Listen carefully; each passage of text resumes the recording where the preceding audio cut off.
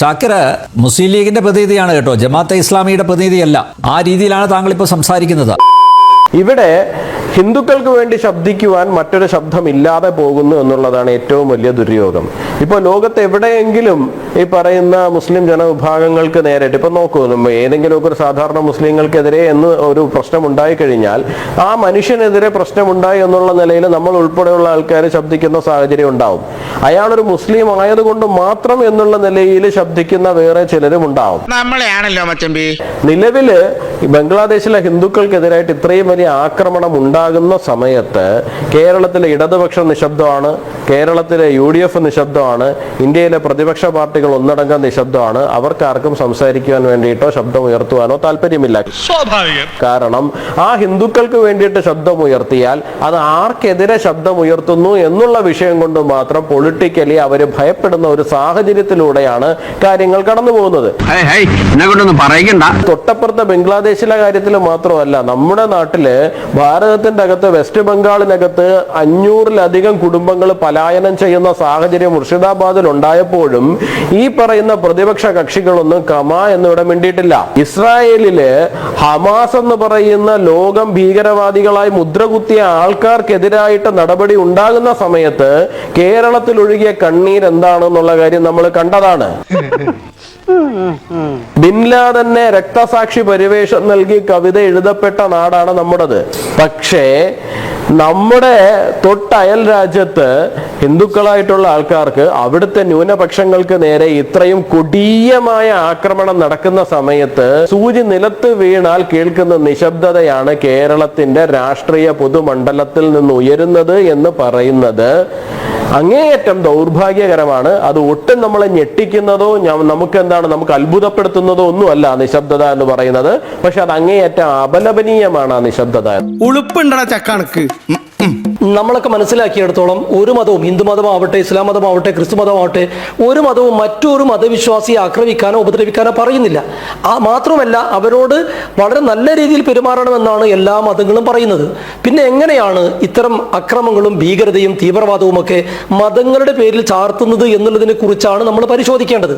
അത് സ്ഥിരമായി കേൾക്കാറുള്ളത് ഇസ്ലാം ഭീകരവാദം എന്നൊക്കെ തുടങ്ങി നിങ്ങളെ പോലെയുള്ള ചാനലുകൾ വന്നിരുന്ന് പലരും പറയുന്നതാണ്. ഇപ്പൊ നിങ്ങൾ 3 പേര് കൊല്ലപ്പെട്ടതാണ് ചർച്ച ചെയ്യുന്നത്. ഞാൻ ആവർത്തിച്ച് പറയുന്നു, ആ 3 പേര് കൊല്ലപ്പെട്ടതും നമുക്ക് വേദന ഉണ്ടാക്കുന്ന സാഹചര്യമാണ്. അത് ഏത് മതവിശ്വാസിയാണെങ്കിലും. പക്ഷേ ഏതാണ്ട് ദിവസങ്ങൾക്ക് മുമ്പ് ഉത്തർപ്രദേശിലെ സംബാലിൽ ഷാഹി മസ്ജിദിലേക്ക് സമാധാനപരമായി അതിന്റെ സംരക്ഷണത്തിനായി ജനാധിപത്യ രീതിയിൽ മാർച്ച് നടത്തിയ, പ്രതിഷേധം നടത്തിയ 5 മുസ്ലിം ചെറുപ്പക്കാരെ യോഗി ആദിത്യനാഥിന്റെ പോലീസ് നിഷ്ഠൂരമായി വെടിവെച്ച് കൊന്നത് ഈ ജനം TV ചർച്ച ചെയ്തിരുന്നോ? അത് ഓർക്കുമ്പോഴാണ് നമുക്ക് സങ്കടം. ജനാധിപത്യപരമായ രീതിയിലാണോ എന്ന് പ്രതിഷേധിച്ചത്? നിയമം കയ്യിലെടുത്തില്ലേ? കല്ലേറുണ്ടായി, വണ്ടികൾ കത്തിച്ചു, എല്ലാം നടന്നു. അത് കാരണമാണ് വെടിവെപ്പ് ഉണ്ടായത്. വെറുതെ വെടിവെപ്പില്ല ചെയ്യില്ലായിരുന്നു. എനിക്കത് മനസ്സിലാക്കി. ഇപ്പൊ പറയണ്ട നാഷണൽ ക്രൈം റെക്കോർഡ് ബ്യൂറോ അല്ലേ, അവിടുന്നാണല്ലോ ഡാറ്റ വരേണ്ടത്, എത്ര പേര് കൊല്ലപ്പെട്ടു ഒരു കൊല്ലം. അതിലെവിടെയെങ്കിലും എഴുതി വെച്ചിട്ടുണ്ടോ സംഭലനാണ്, അല്ലെങ്കിൽ ഹിന്ദുക്കളാണ്, അല്ലെങ്കിൽ RSSകാരാണ് കൊന്നതെന്ന് എവിടെയെങ്കിലും എഴുതി വെച്ചിട്ടുണ്ടോ നാഷണൽ ക്രൈം? ഇന്നുവരെ ഞാൻ കണ്ടിട്ടില്ല. ഇദ്ദേഹം പറയുണ്ടായിരുന്നു ഏറ്റവും കൂടുതൽ കൊല്ലപ്പെട്ട മുസ്ലിംസ് ആണ്. ആ ഡാറ്റ എവിടുന്ന് കിട്ടി? ഈ ഗുജറാത്ത് റൈറ്റ്സിനെ പറ്റി പറഞ്ഞപ്പോ ഗോദ്രയെ പറ്റി മിണ്ടുന്നില്ലല്ലോ. അവിടെയാണ് നടന്നത്. ആ ആൾക്കാർ ശിക്ഷിച്ചപ്പെട്ട് ഇപ്പോഴും ജയിലിൽ പറയാം. അല്ല, അതെന്താ പറയാണ്ടിരുന്നത്? ഗുജറാത്ത് കലാപം നമ്മൾ ഇന്ദിരാഗാന്ധിയുടെ ടൈം തൊട്ട്, രാജീവ് ഗാന്ധിയുടെ സമയം തൊട്ട് 3400 സിഖുകാരെ കൊന്നപ്പോ രാജീവ് ഗാന്ധി എന്താ പറഞ്ഞത്? ഒരു വലിയ മരം വീഴുമ്പോൾ ലോകന ഭൂമി കുലുങ്ങുന്നു. എത്ര കൊലപാതകങ്ങൾ നടന്നിട്ടുണ്ട്. ഈ ലാസ്റ്റ് ഈ പറഞ്ഞ മാതിരി യോഗി ആദിത്യനാഥിനെ മാത്രമേ പിടിക്കൂ. കേരളത്തിൽ നടന്നു മിണ്ടില്ല കേട്ടോ, അത് വേറെ കാര്യം. കേരളത്തിലവിടെ RSSകാരെ കൊല്ലിടും, ബാക്കിയുള്ളവരെ കൊല്ലും, അതൊന്നും മിണ്ടില്ല. മാറാട് നടന്ന കാര്യം നമുക്ക് പിന്നെ എടുത്തിടാൻ വേണമെങ്കിൽ അതും വേണമെങ്കിൽ അതില് വലിയ ഹിസ്റ്ററി ഉണ്ട് ഇതിന് പിന്നിലൊക്കെ. അതൊന്നും ഇവിടെ ആർക്കും അന്വേഷിക്കണ്ടല്ലോ. ഈ പറയുമ്പോൾ ഞങ്ങൾ ആരെയും കൊല്ലില്ല, ഞങ്ങളെയാണ് വന്ന് കൊല്ലം, അത് ശരിയല്ല. ശരിയാണ്, 2 സൈഡിൽ നിന്നുണ്ട്. പക്ഷെ ബംഗ്ലാദേശിനെ കുറിച്ചാണ് നമ്മളിപ്പോ വർത്താനം പറയുമ്പോൾ അതിന്റെ ഷിഫ്റ്റിംഗ് ദ ഗോൾ പോസ്റ്റ് എന്ന് പറയും ഇംഗ്ലീഷില്. അത് മാറ്റി ബംഗാളിലേക്ക് കൊടുന്നു. ബംഗാളും മമതാ ബാനർജി എന്ന് പറയുന്നത് ബംഗ്ലാദേശികൾ വന്നാണ് അവിടെ കുഴപ്പമുണ്ടാക്കിയെന്ന്. പിന്നെ എന്ത് പ്രൂഫാ വേണ്ടത് നിങ്ങൾക്ക്? എന്നിട്ട് പറഞ്ഞു ബജ്രംഗ് ദളുകാർ മോട്ടോർ സൈക്കിൾ വന്നു. അത് രാജസ്ഥാനിലെ ഒരു പിക്ചറായിരുന്നു, രാജസ്ഥാനിലെ ഒരു ഫോട്ടോ ആയിരുന്നു അത്. ഇതാണ് ഞാൻ, നിങ്ങളൊരു കൊലപാതകം നടക്കുമ്പോൾ, ഒരു റയറ്റ്സ് നടക്കുമ്പോൾ ഗാസയെ പറ്റി എത്ര വലിയ കാര്യങ്ങൾ പറയുന്നു. എവിടെയോ കിടക്കുന്ന ഒരു ഗാസയെ പറ്റി, save Gaza, save Rafah, save Hindus in Bangladesh എന്ന് ഇന്ന് ഒരു മുസ്ലിം ലീഗിന്റെ നേതാവ് ഒരു പോസ്റ്റ് പിടിച്ച് നിന്നുണ്ടോ? ഒരു ട്വീറ്റ് ചെയ്തിട്ടുണ്ടോ? ഞാൻ ആകെ കണ്ടെങ്കിൽ ഇന്നത്തെ ട്വീറ്റ് ജയറാം രമേശിന്റെ അടുത്തായിരുന്നു. അത് വലിയൊരു ട്വീറ്റ്, ഒന്നും അങ്ങോട്ടും ഇങ്ങോട്ടും തൊടാണ്ടൊന്നും പറയാണ്ട്. ഇതാണ് ഇവർക്ക് പേടി. നമുക്ക് ഈ അറിയാം. എന്നിട്ടാണ് ഇവർ മതേതരത്വത്തെ കുറിച്ച് സംസാരിക്കുന്നത്. മതേതരത്തിന്റെ ഡെഫിനേഷൻ ആരെങ്കിലും എനിക്ക് ഇത് പറഞ്ഞുതരാൻ മാനിയില്? ഈ ഡെഫിനേഷൻ വന്നിരിക്കുന്നത് ചർച്ച് ഓഫ് ഇംഗ്ലണ്ട് എന്നാണ്. ഹൗസ് ഓഫ് ലോർഡ്സിലെ പള്ളിയും പോളിറ്റിക്സും തമ്മിൽ കണക്ഷൻ ഉണ്ടാവാൻ പാടില്ല എന്നാണ് സെക്യുലറിസത്തിന്റെ ഡെഫിനേഷൻ. പക്ഷെ ഇന്ത്യയിലെ ഡെഫിനേഷൻ എന്താ സെക്യുലറിസം? ഹിന്ദു എന്തെങ്കിലും പറഞ്ഞാൽ കമ്മ്യൂണൽ ആവും, ഹിന്ദുക്കൾ ബാക്കിയുള്ള നേരെ ആളുകൾ എന്തെങ്കിലും പറഞ്ഞാൽ അത് കമ്മ്യൂണൽ, അത് സെക്യുലർ അല്ല. ഞങ്ങളെല്ലാം സെക്യുലർ ആണ്, ഹിന്ദുക്കൾ സെക്യുലർ. ഇതാണ് സെക്യുലറിസത്തിന്റെ ഡെഫിനേഷൻ. എനിക്ക് ചിലപ്പോൾ ചെയ്തു തോന്നും, നമ്മുടെ നാട്ടിലെ വി ഡി സതീഷനോ അല്ലെങ്കിൽ ഗോവിന്ദ മാഷൊക്കെ പറയും ഞങ്ങൾ മതേതരത്വം. എന്ത് മതേതരത്വം? നിങ്ങൾ ഈ വോട്ടിന് വേണ്ടിയുള്ള മുനമ്പത്ത് പോയി നിങ്ങൾ ഓരോ കുഴപ്പങ്ങൾ ഉണ്ടാക്കിയത്. അതാ എനിക്ക് മനസ്സിലാവാത്തത്. നിങ്ങൾ ബാക്കിയുള്ള സ്ഥലത്ത് ഒരു വാക്കുമിണ്ടില്ല ഹിന്ദുക്കളെ കൊന്നപ്പോ ബംഗ്ലാദേശ്, അപ്പൊ അവിടെ പോയി നിങ്ങൾ സേവ് ഗാസിം, സേവ് റാഫേക്ക്. ഇതാണ് മനസ്സിലാവാത്തത്. തീവ്രവാദികൾ ഓരോ ആക്ഷൻ ചെയ്യുമ്പോൾ സദ്ദാം ഹുസൈന് വേണ്ടിട്ട് സദ്ദാം ഹുസൈനെ തൂക്കിക്കൊന്നപ്പോ ബന്ദ് നടത്തിയ നാടാണ് കേരളം. അത് മറക്കണ്ട നമ്മള്. അതാണ് അവിടുത്തെ ഏറ്റവും വലിയൊരു ഇത്. ഈ പറഞ്ഞ മാതിരി ഹിന്ദുക്കൾക്ക് ഞാൻ പറഞ്ഞു വേറൊരു വാക്കും പറയണ്ട. കാഫിർ എന്ന വാക്കിന്റെ മീനിങ് ഈ മുസ്ലിം ലീഗിന്റെ സ്പോക്സ് പേഴ്സൺ അവിടെ എന്ത് പറഞ്ഞുതരും? കാഫിർ എന്ന് തന്നെ ആരാണെന്ന് പറഞ്ഞുതരാൻ പറ്റും? കാഫിറിന്റെ കൂടെ എന്താ ചെയ്യേണ്ടതെന്ന് എവിടെ എഴുതി വെച്ചിട്ടുണ്ടല്ലോ? എന്താണ് ചെയ്യേണ്ടതെന്ന് പറഞ്ഞേക്കുന്നത് അതും കൂടി പറഞ്ഞാൽ നന്നായിരിക്കും. നിങ്ങൾ ഈ വഖഫ്, കാഫിർ ഇങ്ങനെയുള്ള ചില വാചകങ്ങളെ തെറ്റിദ്ധരിപ്പിക്കുകയാണ്. എന്റെ ഈ ജനൻ ടി വിയിൽ ഞാൻ വരുന്നതിന്റെ പ്രധാന ഉദ്ദേശം എന്താ വെച്ചാൽ ഇവിടെ നിങ്ങളുടെ ടൈറ്റിലും അതുപോലെ പരാമർശങ്ങളും വളരെ എന്താ പറയാ ഈ വിഷം കലക്കുന്നതാണ്. അതിൽ നിന്ന് ഇതിന്റെ പ്രേക്ഷകരെ തിരുത്തണമെന്ന ആഗ്രഹം കൂടി ഉള്ളത് കൊണ്ടാണ് ശ്രീ അനിൽ നമ്പ്യാരെ ഞാൻ ഇവിടെ വന്നിരിക്കുന്നത്. ഹിന്ദുക്കൾക്ക് ജീവിക്കണ്ടേ എന്നുള്ളതാണ് കേൾക്കുന്ന ആളുകൾക്ക് സ്വാഭാവികമായും നരേന്ദ്രമോദി ഭരിക്കുന്ന ഇന്ത്യ രാജ്യത്ത് എല്ലാ മനുഷ്യരും ജീവിക്കണ്ടേ? 145 കോടി ജനങ്ങളിൽ 120 കോടി ജനങ്ങളും ഹൈന്ദവ മതവിശ്വാസികളാണ്. അല്ല 20 കോടി മുസ്ലിംകളും വളരെ കുറച്ച് ക്രൈസ്തവരും ഒക്കെ ഉള്ള ഒരു നാടാണ്. ഇവിടെ മതം തിരിച്ച് നിങ്ങൾ ലേബൽ ഒട്ടിക്കല്ലേ? അങ്ങനെ ഒട്ടിക്കാൻ പാടുണ്ടോ?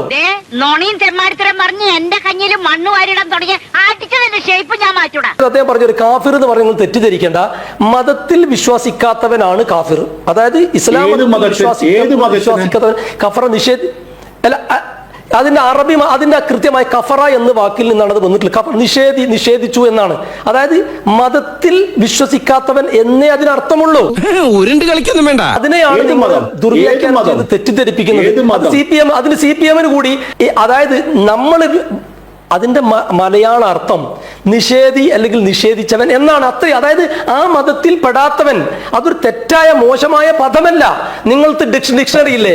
അറബിക് ഡിക്ഷണറിയിൽ ഒന്ന് അടിച്ചു നോക്കൂ എന്താണ് കാഫിർ എന്നുള്ളത്. വിഗ്രഹാരാധന നടത്തുന്നത് കാഫിറാവോ? അല്ല, ഞാന് ആ രീതിയിലുള്ള ഒരു ചർച്ചയിലേക്ക് ഈ വന്ന ആളല്ല ഞാൻ.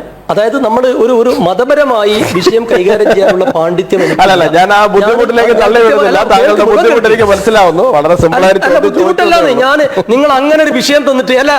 ഒരു മിനിറ്റ് ഗോകുലെ, നിങ്ങൾ എവിടെന്നെങ്കിലും ഗൂഗിളിൽ നിന്ന് എന്തെങ്കിലും സെർച്ച് ചെയ്തിട്ട് അതിന് ഉത്തരം പറയാൻ ഇപ്പൊ നമുക്ക് കഴിയില്ല. മാത്രമല്ല ഇത് റെക്കോർഡാണ്. നിന്റെ പൊന്നും മക്കൾക്ക് ഒന്നും അറിഞ്ഞൂടല്ലേ? എന്തെങ്കിലും പിന്നെ വിളിച്ചു പറയാൻ പറ്റുമോ? നമുക്ക് അറിയുന്നതല്ലേ പറയാൻ പറ്റുള്ളൂ. അപ്പൊ അതുകൊണ്ട് ഞാൻ കൃത്യമായി അദ്ദേഹം നേരത്തെ പിന്നെ സുമേഷ് അദ്ദേഹം ചോദിച്ച ചോദ്യത്തിന് കൃത്യമായ മറുപടി പറഞ്ഞു. നിങ്ങൾക്കും സെർച്ച് ചെയ്താൽ മനസ്സിലാക്കാൻ പറ്റും അതിന്റെ അർത്ഥം എന്താണെന്ന്. അങ്ങനെ മോശപ്പെട്ട പദമല്ല. ഒരു അവിശ്വാസി എന്നൊക്കെ വേണമെങ്കിൽ മലയാളത്തിൽ കൂട്ടിക്കോ. പിടിച്ചു നിൽക്കാനുള്ള ബാലിന്റെ 18ാമത് തടവാ. ഇതും വലിച്ചില്ല ബാലം 19ാമത് തടവ് എടുക്കും. ബംഗ്ലാദേശിലെ ന്യൂനപക്ഷ വേട്ടയ്ക്കെതിരെ ഞങ്ങൾ നടത്തിയിട്ടുള്ള സമരവും അതിന്റെ പ്രതിഷേധത്തിന്റെയും ഒരു വാർത്ത ഞാൻ ഈ ചർച്ച കഴിഞ്ഞിട്ട് ശ്രീ അനിൽ നമ്പ്യാർ അയച്ചു തരുന്നുണ്ട്. ഞങ്ങളെ സംബന്ധിച്ചിടത്തോളം അതായത് അഡ്രസ് ചെയ്യാൻ പറ്റിയ വിഷയങ്ങളൊക്കെ ഞങ്ങൾ ചെയ്യും. ഞങ്ങൾ ഗൗരി ലങ്കേഷ് മരിച്ചപ്പോൾ ഞാൻ ബാംഗ്ലൂരിൽ പോയിട്ട് തൊട്ടടുത്ത ദിവസം ഈ പിന്നെ ആര്യൻ മിശ്ര എന്ന് പറയുന്ന ഹരിയാനയിലെ ഫരീദാബാദിലെ ബ്രാഹ്മണ യുവാവ് പശുഭീകരാൽ കൊല്ലപ്പെട്ടപ്പോൾ തൊട്ടടുത്ത ദിവസം ആ ഫരീദാബാദിലെ അവിടെ പോയി അദ്ദേഹത്തിന്റെ അമ്മ ഉമാ മിശ്രയെ നേരിട്ട് പോയി കണ്ടിട്ടുണ്ട്. ഞാനും അഡ്വക്കേറ്റ് ഷിബു മേരാൻ ഉൾപ്പെടെ ഒത്തിരി നേതാക്കന്മാരും.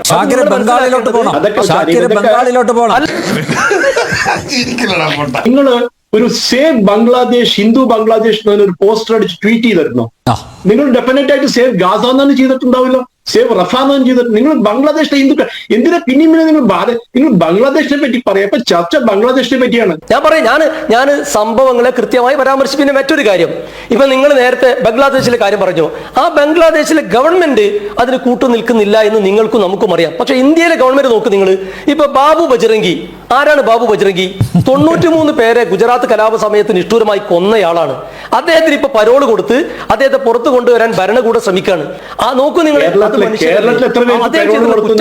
കേരളത്തിൽ എത്ര പേർക്ക് പരോള് കൊടുത്തു പറയാം. നിങ്ങൾ ഷാക്കിറെ നേരത്തെ ഒരു ചോദ്യം ഉന്നയിച്ചിരുന്നു. ഷാക്കിർ പറഞ്ഞത് ഭാരതത്തിൽ ഈ വർഗീയ ലഹളകളിലൊക്കെ ഏറ്റവും കൂടുതലായിട്ട് കൊല്ലപ്പെട്ടത് മുസ്ലിങ്ങളാണെന്ന് പറഞ്ഞു. പ്രതിസ്ഥാനത്ത് കൊന്നത് RSSകാരാണെന്ന് പറഞ്ഞു. അതിന്റെ കണക്കാണ് ഞാനും ചോദിച്ചത്. ശ്രീ സുരേഷ് കൊച്ചാട്ടിലും ചോദിച്ചത് അതാണ്. താങ്കളുടെ കയ്യിൽ എന്തെങ്കിലും തെളിവുണ്ടോ? താങ്കളുടെ കയ്യിൽ എന്ത് തെളിവുണ്ടോ? തെളിവ് കാണിക്ക്. ഏത് നാഷണൽ ക്രൈം റെക്കോർഡ് ബ്യൂറോയില് ഞാൻ പറഞ്ഞാൽ തന്നെ നിങ്ങൾക്ക് മനസ്സിലാവും. എങ്ങനെ? ഞാൻ പറഞ്ഞാൽ തന്നെ നിങ്ങൾക്ക് മനസ്സിലാവും. ഇനി അടവൊന്ന് മാറ്റിയാലേ രക്ഷയുള്ളൂ. ഞാൻ എന്തെങ്കിലും ന്യായം പറയാമെന്ന് നിങ്ങൾ തടസ്സപ്പെടുത്തും. അല്ല, ചോദ്യത്തിന് ഉത്തരം പറയാം. നിങ്ങൾക്ക് ഇഷ്ടമുള്ളത് പറയാൻ വേണ്ടി വന്നതല്ലല്ലോ ഞാൻ. അല്ല, എന്നാലും താങ്കളാണ് അങ്ങനെ ഒരു ആരോപണം ഉന്നയിച്ചത്. അപ്പൊ സ്വാഭാവികമായിട്ട് താങ്കൾ തെളിവുകൾ ഹാജരാക്കണം. എവിടെ നിന്നാണ് താങ്കൾക്ക് ഈ തെളിവുകൾ ലഭിച്ചത്? സ്വാതന്ത്ര്യത്തിന് ശേഷം ഇന്ത്യയിൽ നടന്നിട്ടുള്ള ഏറ്റവും വലിയ കൂട്ടക്കൊല ഗുജറാത്ത് കൂട്ടക്കൊലയാണ്. പറയട്ടെ സാർ,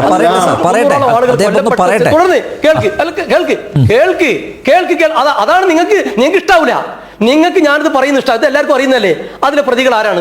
ഞാൻ പറഞ്ഞല്ലോ, അതിൽ ഭരണകൂടത്തിന് അതിൽ പങ്കുണ്ട് എന്ന് ആരോപിക്കപ്പെട്ടു. അതിൽ ഇടപെട്ട സഞ്ജീവ് ഭട്ടിന് ഉൾപ്പെടെ ഇപ്പോ ജയിലിൽ അടിച്ചിരിക്കുകയാണ്.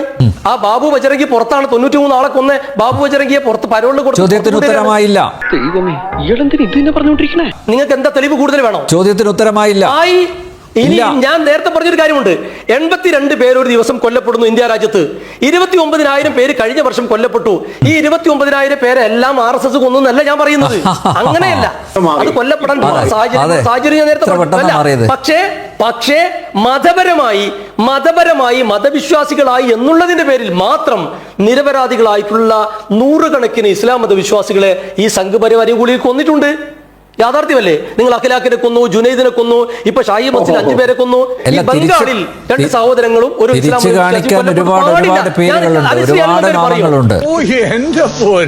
അല്ല ശ്രീ എല്ലാം പേര് പറയോ? ഈ കൊല്ലപ്പെട്ട എല്ലാ മനുഷ്യരും കൊല്ലപ്പെടാൻ പാടില്ലായിരുന്നു എന്ന് നിങ്ങൾ പറയോ? ഞാൻ പറയും. കാരണം എന്താണ്? നിങ്ങൾ എന്തുകൊണ്ട് പറയുന്നില്ല? ഞാൻ അംഗീകരിക്കുന്നില്ല. ശാശ്വത സമാധാനം ആഗ്രഹിക്കുന്ന ഒരാളാണ് ഞാൻ. കൊച്ചുവെട്ടിൽ അദ്ദേഹത്തിന് മാധ്യമ പ്രവർത്തകൻ എന്നാ കൊടുത്ത്. ഞാൻ മനസ്സിലാക്കുന്നത് അദ്ദേഹം ഏതോ RSSന്റെ കാര്യവാഹകറ്റ. ഇതാണ് നിങ്ങളുടെ പ്രശ്നം. നിങ്ങൾ ISS